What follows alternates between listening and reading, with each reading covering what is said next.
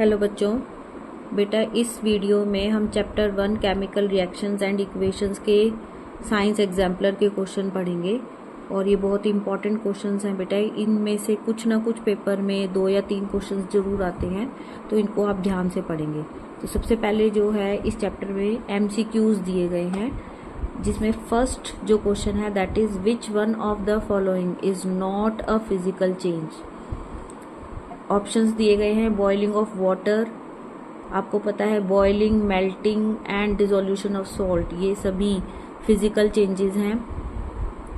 और क्वेश्चन पूछा गया है which one is not a physical change, आपको वो चेंज बताना है जो फिजिकल चेंज नहीं है।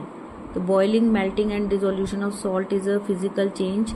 लास्ट ऑप्शन है combustion of liquefied petroleum gas, किसी भी चीज़ को जब हम बर्न करते हैं तो वो नए प्रोडक्ट्स बनाती है, और ऐसी रिएक्शन जिसमें या ऐसा चेंज जिसमें कोई नई चीज़ बनती है उसे केमिकल चेंज बोलते हैं। तो जो डी पार्ट है या डी ऑप्शन है that is correct. Next second question is the following reaction is an example of. Reaction आपको दी गई है, ये बताना है कि आप किस तरह की रिएक्शंस हैं। NH3 + 5O2 gives out 4NO + 6H2O, ये दिखाई दे रही है बेटा reaction. It is a type of combustion reaction है। कंबशन रिएक्शन के साथ साथ ये एक रिडॉक्स रिएक्शन भी है, जैसा कि दिखाई दे रहा है। और इसमें डिस्प्लेसमेंट भी है। यहाँ पर देखो N पहले H के साथ था, अब प्रोडक्ट्स में ये ऑक्सीजन के साथ आ गया है। तो ये एक डिस्प्लेसमेंट रिएक्शन है और साथ में रिडॉक्स रिएक्शन है। तो ऑप्शंस में दिए गए हैं displacement, combination, redox and neutralisation. इनमें से आपको सिलेक्ट करना है कि ये किस टाइप की रिएक्शन है। फिर जो आंसर आपने बताना है वो इन ऑप्शंस में से बताना है कि 1 और 4 है ये, या 2 और 3 ऑप्शन वाले 2 और 3 में कॉम्बिनेशन एंड रिडॉक्स आ गया। सी में 1 और 3 पूछा है, डिस्प्लेसमेंट एंड रिडॉक्स रिएक्शन है ये। 3 और 4 डी पार्ट 3 और 4 है रिडॉक्स एंड न्यूट्रलाइजेशन। तो आप ये देखो it is a displacement reaction, ये फर्स्ट ऑप्शन है। कॉम्बिनेशन ये रिएक्शन नहीं है, क्योंकि कॉम्बिनेशन रिएक्शन एक ऐसी रिएक्शन है जिसमें 2 या 2 से ज़्यादा रिएक्टेंट कंबाइन करके एक सिंगल प्रोडक्ट बनाते हैं। इसमें 2 प्रोडक्ट्स बन रहे हैं।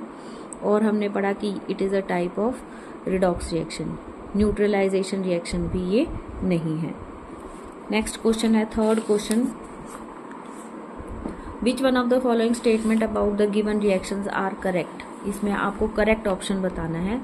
तो फर्स्ट ये देखो रिएक्शन है Fe + 4H2O gives out Fe3O4 + 4H2, ये रिएक्शन दी गई है। इसमें क्या क्या ऑप्शन है ये देखिए। Iron metal is getting oxidised, तो पहले ही आप सोच के चलो कि क्या क्या ऑप्शन इसमें हो सकते हैं। तो आयरन मेटल, आप इधर देखो, इधर आयरन है, इधर ये Fe3O4 हो गई है, मतलब ये ऑक्सीडाइज हो रही है। Addition of oxygen is oxidation, तो iron is getting oxidized. Water is getting reduced, obvious है कि अगर आयरन ऑक्सीडाइज हो रहा है तो वाटर इसमें रिड्यूस होगा। Fourth option is water is acting as reducing agent.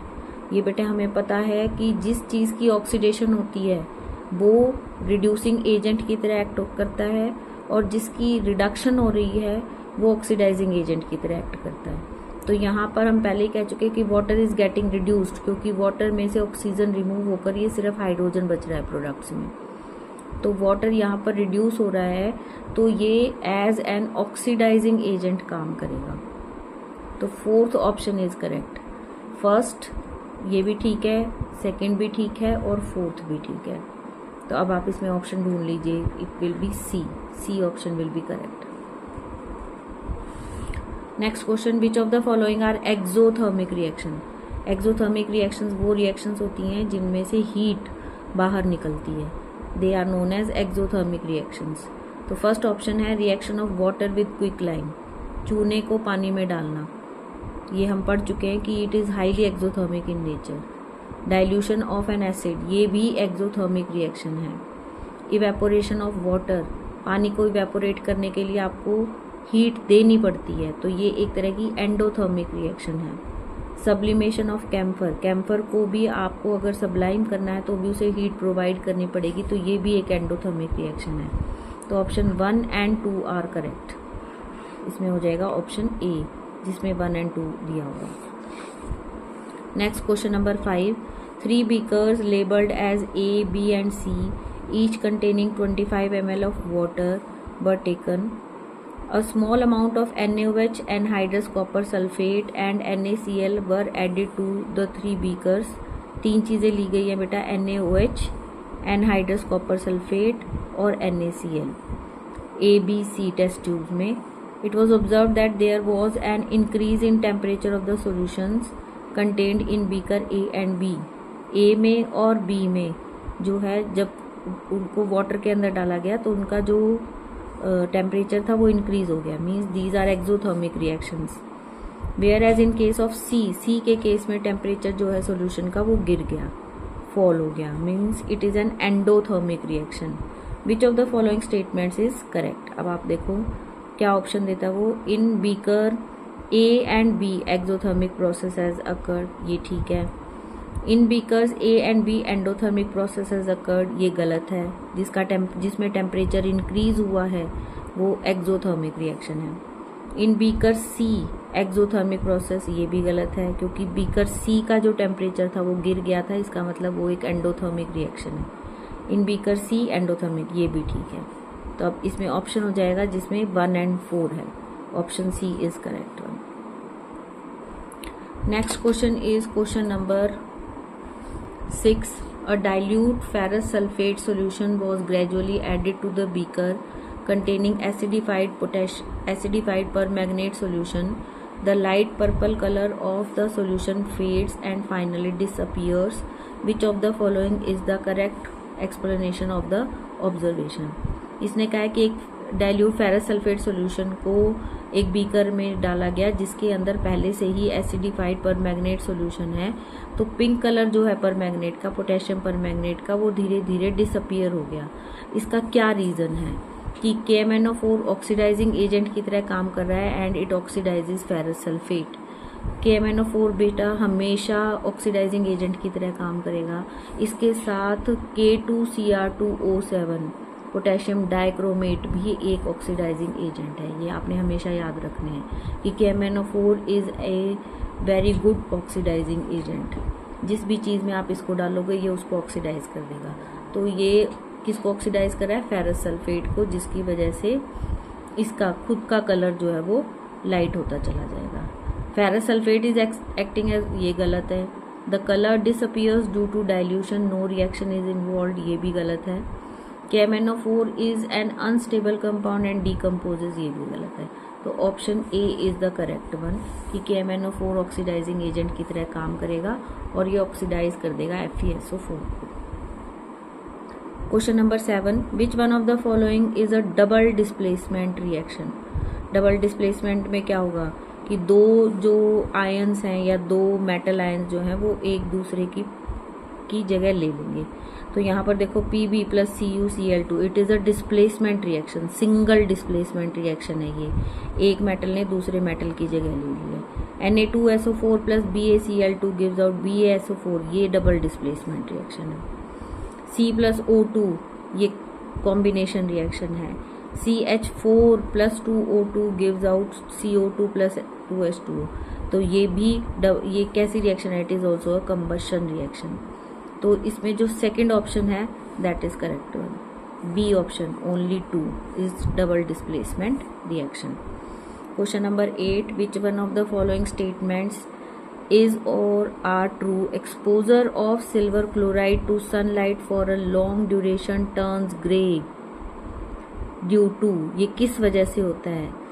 Formation of silver by decomposition, ये ऑप्शन बिल्कुल ठीक है कि सिल्वर क्लोराइड जो है in the presence of sunlight it will decomposes, जिसको हम कहते हैं फोटोलिटिक डीकम्पोजिशन हो जाएगा and it will form Ag and Cl2.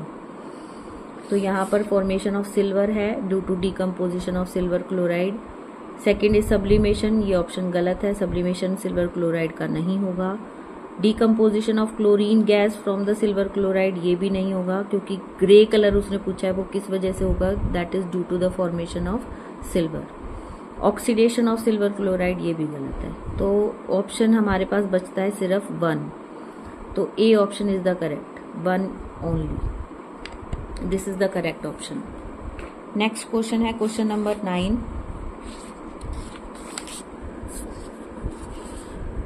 Question number 9, solid calcium oxide reacts vigorously with water to form calcium hydroxide. कि calcium oxide जो है वो वाटर के साथ, calcium oxide is quicklime, it reacts with water to form calcium hydroxide which is known as slaked lime, accompanied by liberation of heat. This process is called slaking of lime. Calcium hydroxide dissolves in water to form its solution called lime water. Which of the following is or are true about slaking of lime and the solution formed?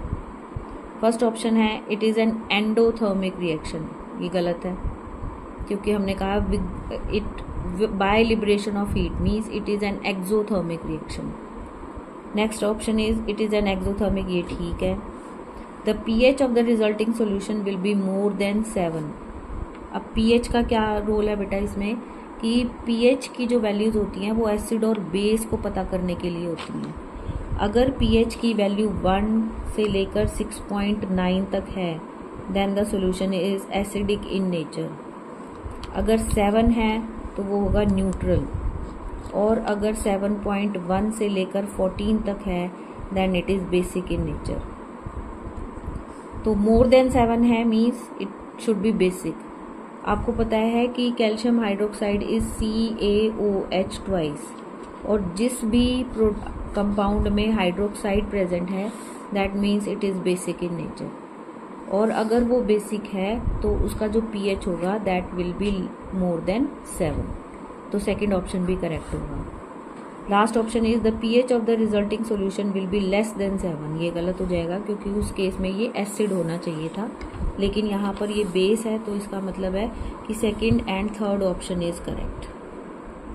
तो option B will be the right option, 2 and 3। Question number 10, barium chloride on heating with ammonium sulfate forms barium sulfate and ammonium chloride. Which of the following correctly represents the type of reaction? Reaction है बेटा BaCl2 barium chloride with ammonium sulfate NH4 twice SO4 gives out BaSO4 barium sulfate plus ammonium chloride। आप ये देखो कैसी reaction है, it is double displacement reaction. Barium sulphate के साथ चला गया है और अमोनियम क्लोराइड के साथ आ गया है। तो कैसी रिएक्शन है ये? Displacement reaction. प्रेसिपिटेशन भी होती हैं, डबल डिस्प्लेसमेंट रिएक्शन जितनी भी होती हैं they all are precipitation reaction. इसमें BaSO4 के वाइट प्रेसिपिटेट्स बन जाएंगे। It is not a combination reaction, it is double displacement reaction. तो ऑप्शन जो है हमारे पास दैट विल बी 2 और 4 हमारे ठीक हैं, तो option D will be the correct option. Next question number 11, electrolysis of water is a decomposition reaction. The mole ratio of hydrogen and oxygen gases liberated during electrolysis of water is. Mole ratio means कितना amount आप यहाँ पर ले सकते हो कि H2O जब dissociate होता है then it will form H2 plus half O2। मतलब कि अगर 1 मोल हाइड्रोजन बनी है तो हाफ मोल आपके पास ऑक्सीजन बनेगी। तो इसको अगर मैं डबल कर दूँ तो ये 2H2O will gives out 2H2 and 1 oxygen, means 2:1 की रेशो में ऑक्सीजन और हाइड्रोजन और ऑक्सीजन बनेगी। यहाँ हाइड्रोजन एंड ऑक्सीजन पूछी है तो ऑप्शन हो जाएगा B, 2:1, 2 moles of hydrogen and 1 mole of oxygen. Next question number 12, which of the following is an endothermic process. Endothermic means जिसमें हीट एब्जॉर्ब की जाती है। डाइल्यूशन ऑफ एनी एसिड, किसी भी एसिड का अगर डाइल्यूशन होता है तो it is highly exothermic in nature, तो ये एंडोथर्मिक रिएक्शन नहीं है।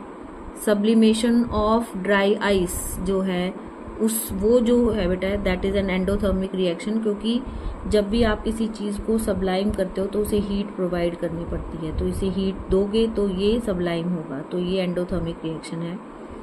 कंडेंसेशन में भी आप देखते हैं वाटर वेपर्स जब कंडेंस होते हैं तो वो हीट अपनी बाहर निकालते हैं, तभी वो ठंडे हो पाएंगे और वो वाटर वेपर्स में चेंज हो पाएंगे, वाटर में चेंज हो, लिक्विड में चेंज हो पाएंगे। And evaporation of water, evaporation of water भी एक एंडोथर्मिक रिएक्शन है, क्योंकि किसी भी चीज़ को इवेपोरेट होने के लिए हीट की ज़रूरत होती है। तो ऑप्शन हो जाएगा आपके पास D, both 2 and 4, sublimation and evaporation.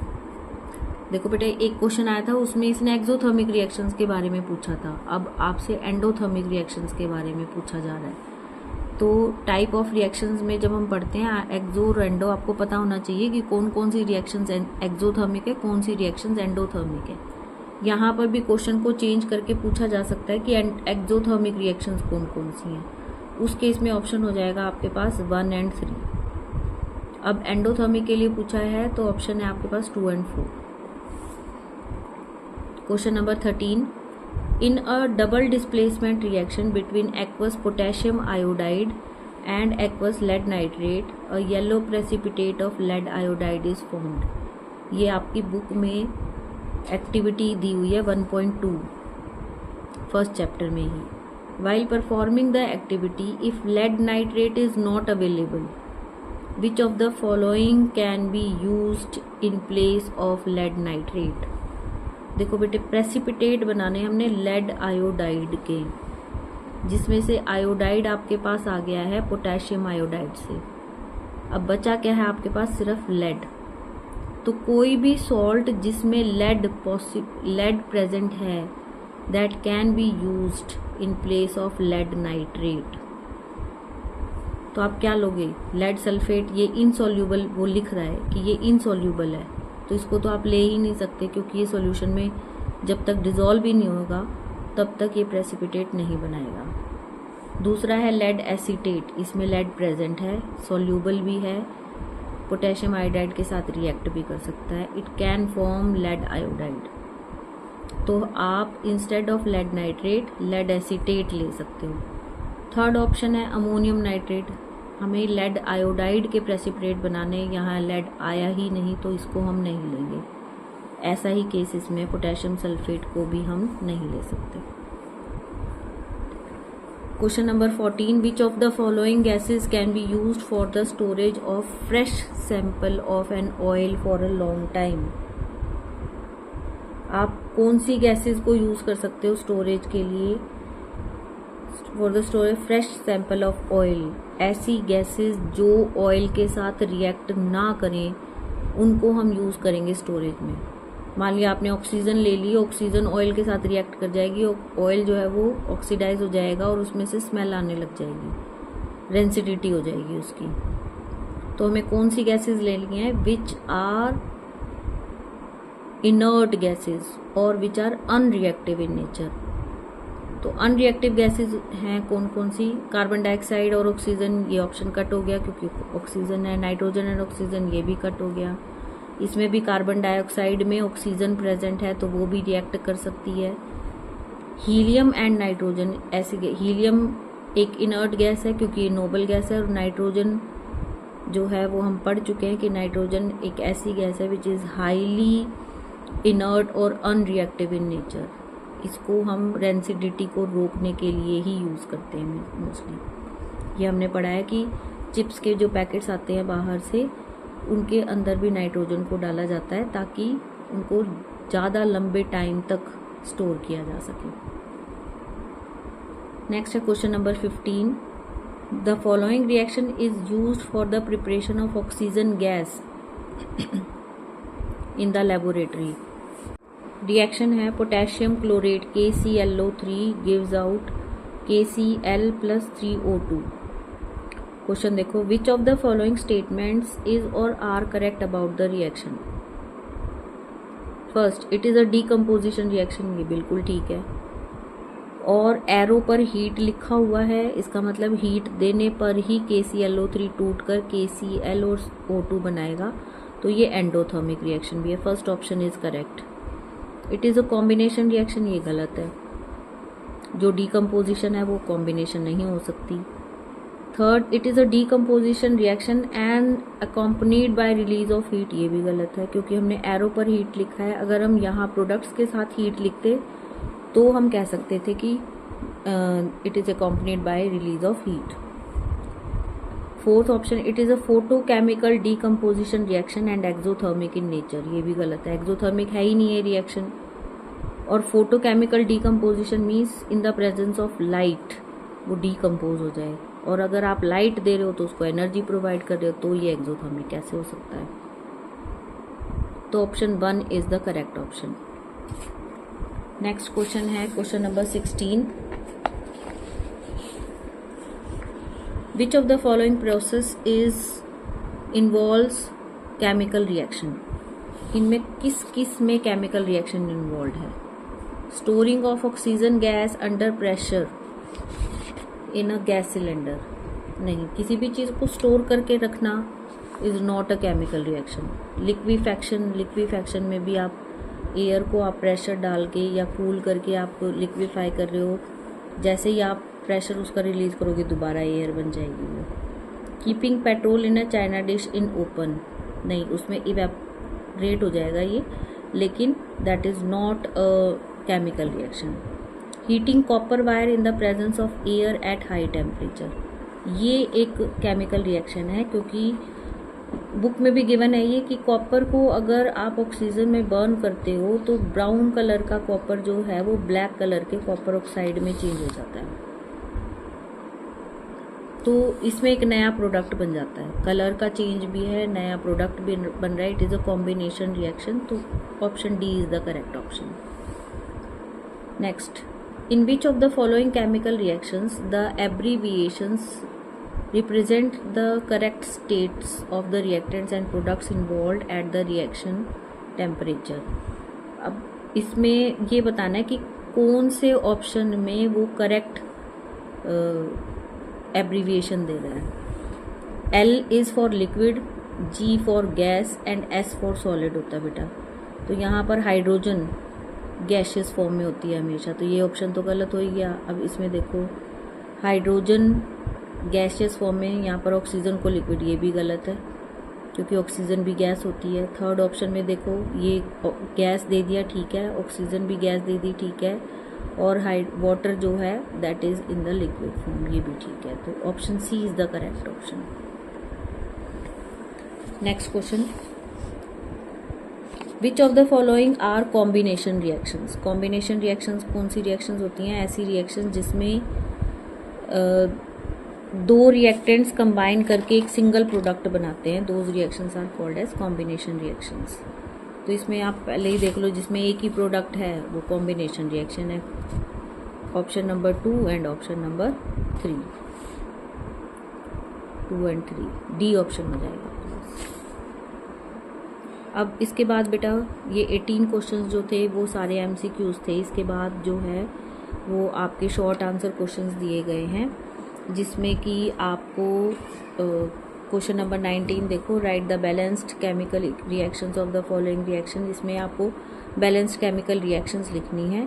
ये हम नेक्स्ट वीडियो में पढ़ेंगे, इसके शॉर्ट आंसर टाइप जो क्वेश्चंस हैं।